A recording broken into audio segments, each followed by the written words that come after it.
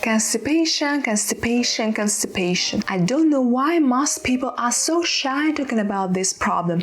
People of all ages suffer from constipation. However, not enough attention is paid to this problem. If you ask me why, I would say, firstly, people with chronic constipation rarely have severe and disturbing disorders. Despite the fact that they are constipated, people can continue to eat, to laugh, to go for a walk, to go to work, round job, and even travel. Secondly, there are a large number of supplies that temporarily eliminate constipation. A person with constipation can just go to the pharmacy and buy a symptomatic remedy. But not everything is so clear with constipation. My name is Dr. Zarifa Romanova. In this video, we will talk about what constipation is, what are the risks and types of constipation, and what is the diagnostic algorithm for this disease. The next video will focus on the treatment of constipation. Let's dive into constipation deeper.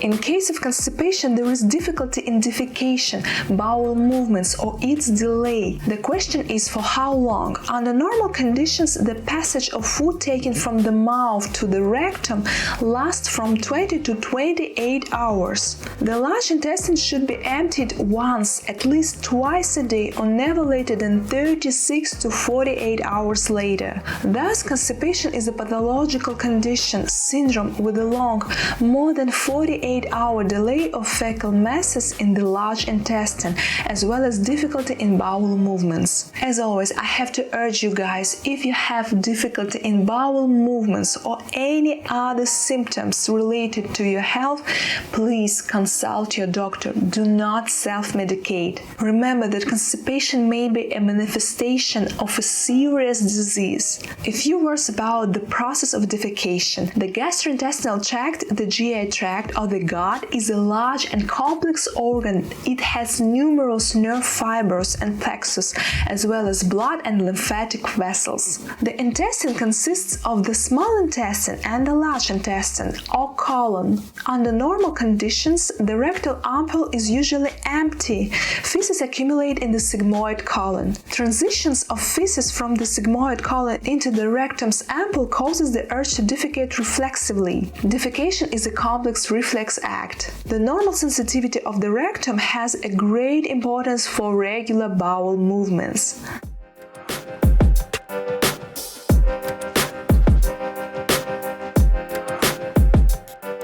Chronic constipation is not a problem, listen and think about its main risks. Absorption of poisons, toxins, and bacteria in the intestine. This can cause encephalopathy, damage to the nervous system, lesion of the urinary tract, and even septicemia, a serious illness in which an infection spreads through the blood. Inflammation of the gut's wall that can lead to nutrients and vitamins deficiency. Compression of the internal organs. The full intestine compresses the liver, pancreas, spleen, bladder, and pelvic organs. Shortness of breath due to propping up from below the diaphragm. And all these previously listed processes could cause decreased immunity. Do you really enjoy carrying all these troubles with you? No?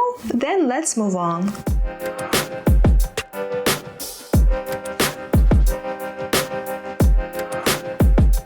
If you want to cure a disease, you need to know the reason. Depending on the reasons, the following types of constipation are distinguished.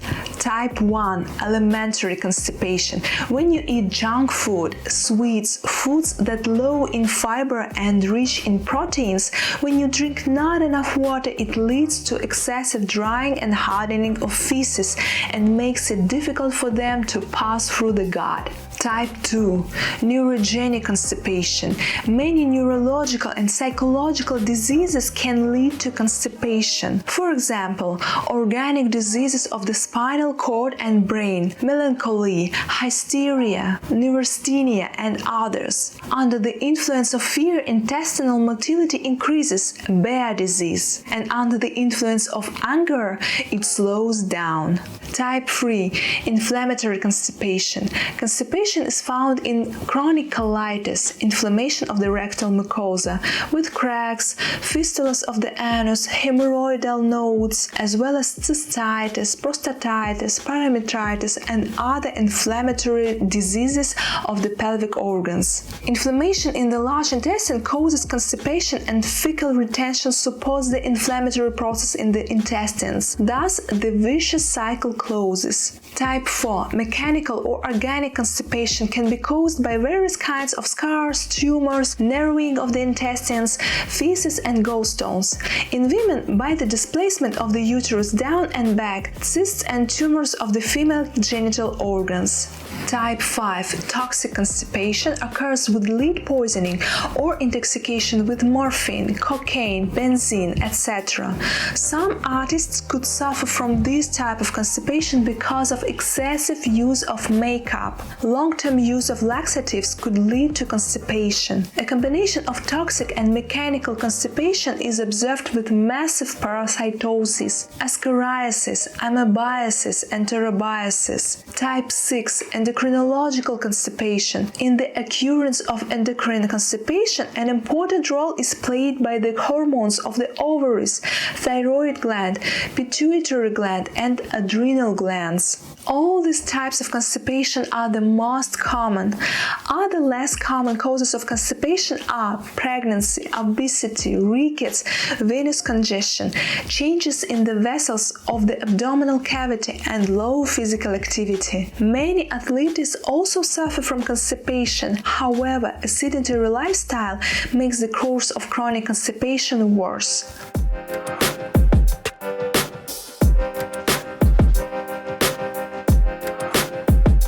I propose a simple and clear algorithm. Remember what I said before, if you want to cure a disease, you gotta know the reason. It's necessary to identify the disease that leads to constipation. So, the first step when you are faced with this condition is consultation with your healthcare provider, because constipation might be a symptom of a serious disease.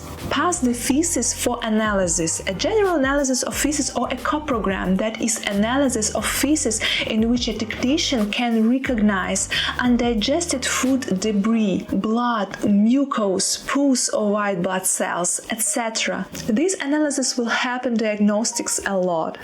Identify parasites, our quiet lodges.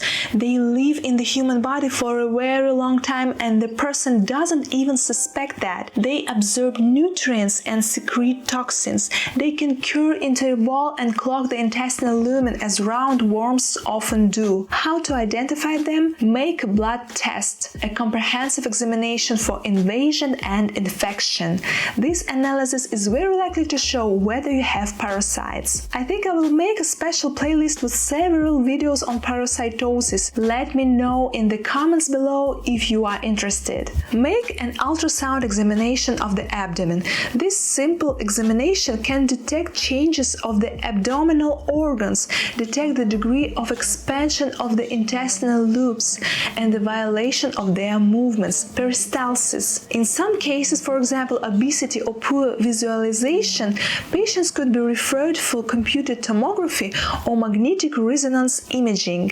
Endoscopic examination, sigmoidoscopy, colonoscopy, examination of the colon with an endoscope, which is used for revealing pathologies of the GI tract, such as ulcers, colitis, polyps, tumors, etc. X-ray, tracking the passage of contrasting masses through the gut using X-rays. Other tests your doctor might order.